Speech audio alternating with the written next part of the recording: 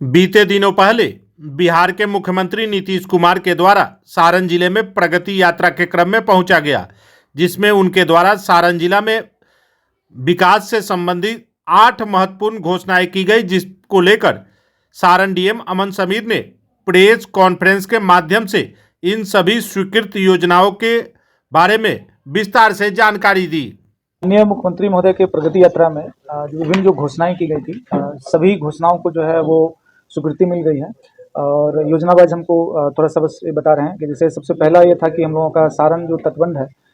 उस पर जो है वो 40 से 80 में जो किलोमीटर का है उस पर डबल लेन करना था, जिसकी स्वीकृति जो है वो मंत्रिमंडल में 4 फरवरी को दे दिया गया है। उसके अतिरिक्त जो बाबा हरिहरनाथ मंदिर क्षेत्र का विस्तार करने का जो योजना था उसको जो है विभागीय संकल्प 431 5 फरवरी को उसकी भी स्वीकृति दे दी गई है।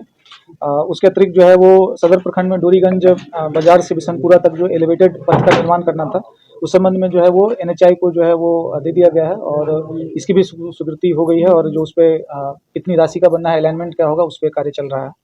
उसके अतिरिक्त जो है वो NH19 के जो लेफ्ट ओवर पोर्शन थे जिसकी माननीय मुख्यमंत्री महोदय द्वारा घोषणा की गई थी उसकी चौड़ीकरण और मजबूतीकरण का, तो उसका भी जो है वो स्वीकृति दे दी गई है और टेंडर में वो चला गया है और शीघ्र जो है वो निविदा निष्पादन की प्रक्रिया जो कर ली जाएगी।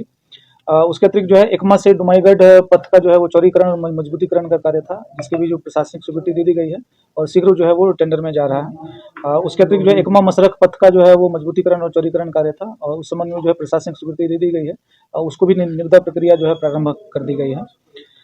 उसके अतिरिक्त जो है खैरा बिनटोलिया मार्ग था उसका जो है मजबूतीकरण और चौड़ीकरण का कार्य था और उसकी भी प्रशासनिक स्वीकृति के उपरांत जो है वो टेंडर की प्रक्रिया में है और शीघ्र जो है टेंडर निष्पादन उसका कर लिया जाएगा।